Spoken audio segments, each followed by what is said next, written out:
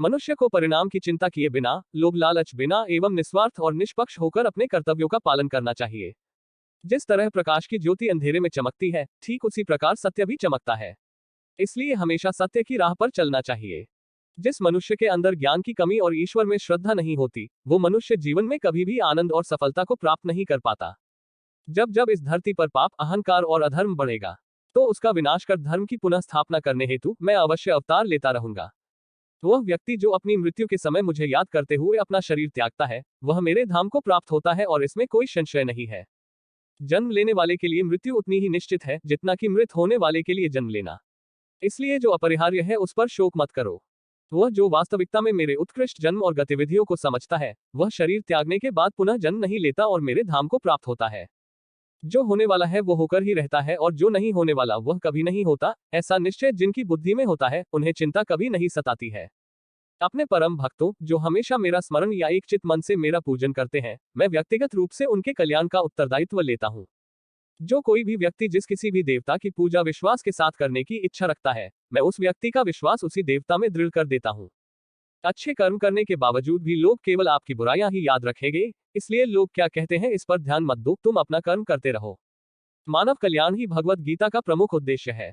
इसलिए मनुष्य को अपने कर्तव्यों का पालन करते समय मानव कल्याण को प्राथमिकता देना चाहिए। इतिहास कहता है कि कल सुख था, विज्ञान कहता है कि कल सुख होगा, लेकिन धर्म कहता है कि अगर मन सच्चा और दिल अच्छा हो तो हर रोज सुख होगा।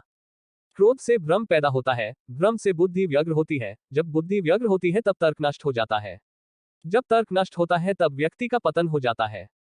अपने आप को ईश्वर के प्रति समर्पित कर दो, यही सबसे बड़ा सहारा है। जो कोई भी इस सहारे को पहचान गया है वह डर, चिंता और दुखों से आजाद रहता है। मनुष्य को अपने कर्मों के संभावित परिणामों से प्राप्त होने वाली विजय या पराजय, लाभ या हानि, प्रसन्नता या दुख इत्यादि के बारे में सोचकर चिंता से ग्रसित नहीं होना चाहिए। तुम क्यों व्यर्थ में चिंता करते हो? तुम क्यों भयभीत होते हो? कौन तुम्हें मार सकता है? आत्मा न कभी जन्म लेती है और न ही इसे कोई मार सकता है, यही जीवन का अंतिम सत्य है। जिसने मन को जीत लिया है उसने पहले ही परमात्मा को प्राप्त कर लिया है, क्योंकि उसने शांति प्राप्त कर ली है। ऐसे मनुष्य के लिए सुख दुख, सर्दी गर्मी और मान अपमान एक से है।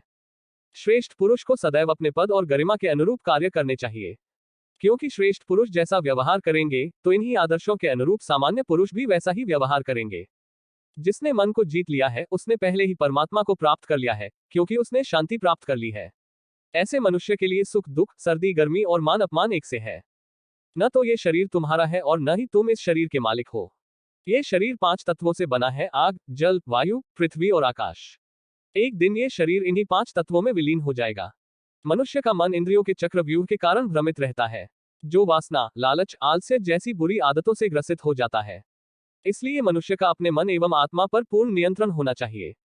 मनुष्य को अपने धर्म के अनुसार कर्म करना चाहिए, जैसे विद्यार्थी का धर्म विद्या प्राप्त करना, सैनिक का धर्म देश की रक्षा करना आदि।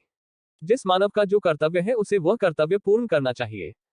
मैं सभी प्राणियों को एक समान रूप से देखता हूँ, मेरे लिए ना कोई कम प्रिय है ना ही ज्यादा। लेकिन जो मनुष्य मेरी प्रेमपूर्वक आराधना करते हैं वो मेरे भीतर रहते हैं और मैं उनके जीवन में आता हूँ। तुम्हारा क्या गया जो तुम रोते हो? तुम क्या लाए थे जो तुमने खो दिया? तुमने क्या पैदा किया था जो नष्ट हो गया? तुमने जो लिया यहीं से लिया, जो दिया यहीं पर दिया। जो आज तुम्हारा है कल किसी और का होगा, क्योंकि परिवर्तन ही संसार का नियम है। जो मनुष्य जिस प्रकार से ईश्वर का स्मरण करता है उसी के अनुसार ईश्वर उसे फल देते हैं। कंस ने श्री कृष्ण को सदैव मृत्यु के लिए स्मरण किया तो श्री कृष्ण ने भी कंस को मृत्यु प्रदान की। अतः परमात्मा को उसी रूप में स्मरण करना चाहिए जिस रूप में मानव उन्हें पाना चाहता है।